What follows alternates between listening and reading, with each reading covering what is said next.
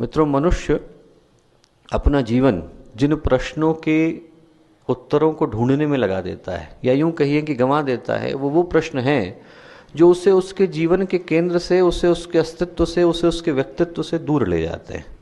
चाहे प्रश्न धर्म के हों या विज्ञान के, चाहे प्रश्न ये हो कि हमें ये जानना है कि दूसरे ग्रहों पर जीवन है कि नहीं, चाहे प्रश्न ये हो कि इस हवा की संरचना में क्या है, चाहे प्रश्न ये हो कि हवा इस पानी की बनावट में क्या है, चाहे प्रश्न फिजिक्स का हो, केमिस्ट्री का हो, मेडिसिन का हो, टेक्नोलॉजी का हो, इवोल्यूशन का हो, बायोलॉजी का हो, और चाहे प्रश्न आस्था का हो, चाहे प्रश्न धर्म का हो, चाहे प्रश्न ये जानने का हो कि मरने के बाद हमारा क्या होता है, भूत प्रेत होते हैं कि नहीं होते हैं, पितर होते हैं कि नहीं होते हैं, दूसरे ग्रहों पर जीवन है कि नहीं, लोकों पर जीवन है कि नहीं। इनमें से किसी भी प्रश्न का यदि हमें उत्तर मिल भी जाए तो ये आत्मज्ञान नहीं है। इनका उत्तर यदि हमें मिल भी जाए तो यह हमें भ्रम के अलावा, भटकावे के अलावा, उलझन के अलावा, भ्रांति के अलावा और कुछ देते नहीं। और योग इन उलझनों को, इन भटकनों को बिल्कुल तवज्जो नहीं देता। योग बाहर भटकने का मार्ग नहीं है, योग अंदर ठहर जाने का मार्ग है। योग में बाहर कुछ नहीं ढूंढना, अंदर स्थिर हो जाना है। योग में बाहर कुछ नहीं सुलझाना, अंदर सुलझ जाना है। योग सब्जेक्ट और ऑब्जेक्ट की बात नहीं करता, योग बियॉन्ड की बात करता है। योग न प्रश्न के पीछे भागता है, न उत्तर के पीछे भागता है। योग न जिज्ञासा के पीछे भागता है, न समाधान के पीछे भागता है।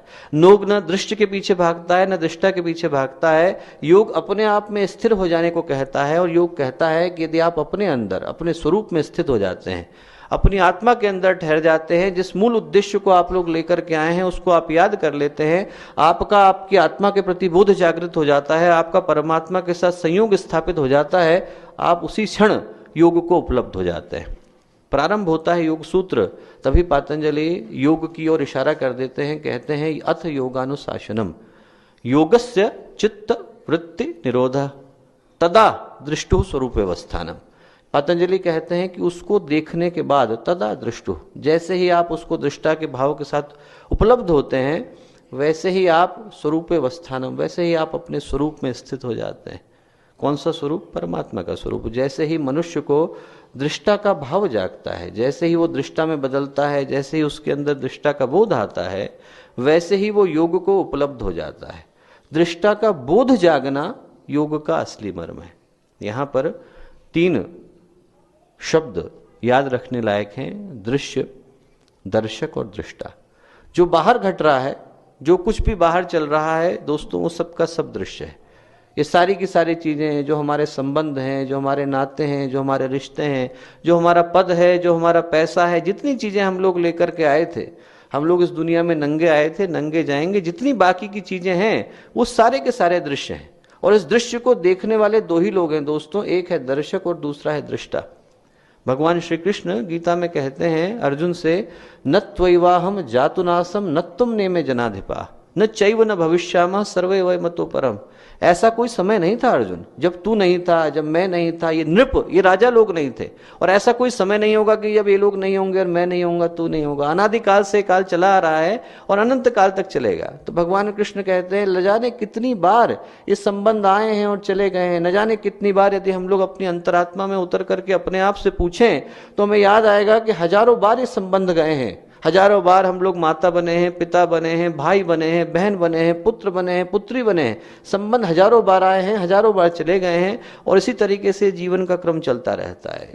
जैसे सिनेमा में दृश्य बदलते हैं पर्दे के ऊपर, उसी तरीके से आदमी के सामने से जीवन बदल जाते हैं। उसी तरीके से आदमी के सामने से एक रोल चला जाता है और दूसरा आ जाता है। वासांस जीर्णानि यथा विहाय नवानि गृह्णानि नरोपराणि। भगवान श्री कृष्ण गीता में कहते हैं, जैसे पुराना वस्त्र पुराने हो जाने पर हम त्याग करके फेंक देते हैं, वैसी आत्मा शरीर के पुराना हो जाने पर उसको फेंक देती है और नया धारण कर लेती है। ये दृश्य बदल रहे हैं दोस्तों, बाहर की तरफ दृश्य बदल रहे हैं। और दृश्य को जो देखने वाले हैं वो 2 तरीके के लोग हैं। श्रद्धेय डॉक्टर साहब ने आपको बताया भी होगा, 2 तरह के लोग हैं, दर्शक और दृष्टा। एक वो हैं जो इस दृश्य के साथ एकाकार हो जाते हैं, एक वो हैं जो इस दृश्य को असली मानने लगते हैं, एक वो हैं जो इस दृश्य के साथ अपनी भावनाएं जोड़ लेते हैं, राग जोड़ लेते हैं, द्वेष जोड़ लेते हैं।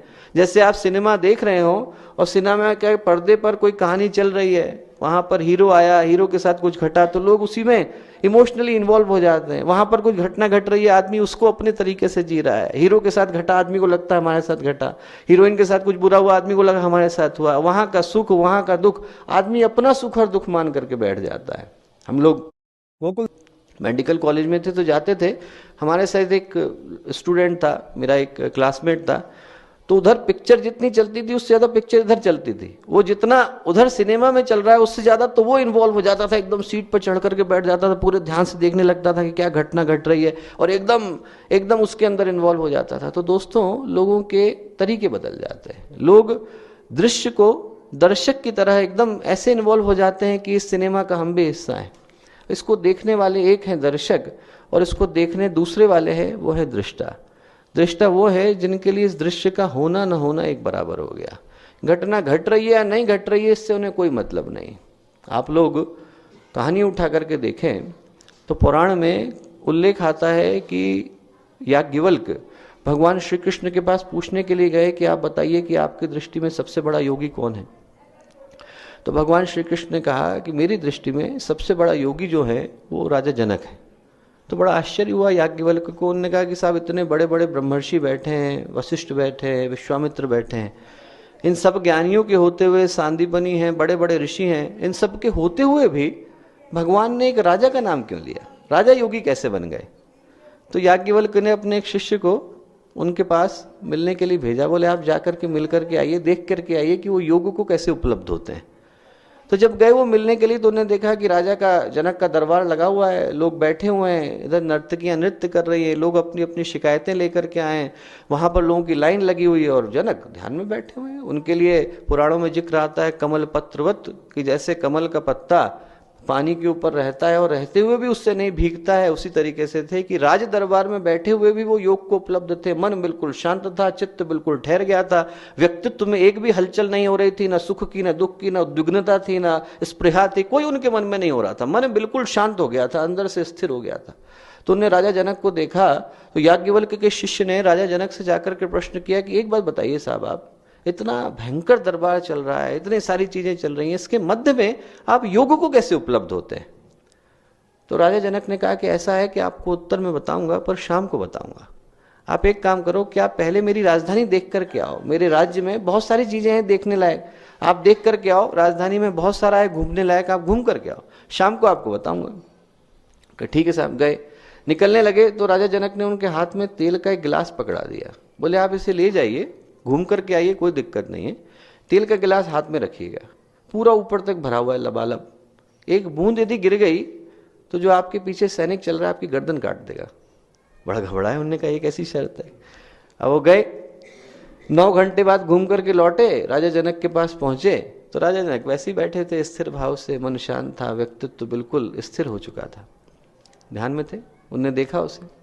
बोले आपने क्या क्या देखा हमारी राजधानी में? बोले साहब क्या देखता, पूरे टाइम तो गिलास को देख रहा था मैं, और तो कुछ देखने लायक था नहीं।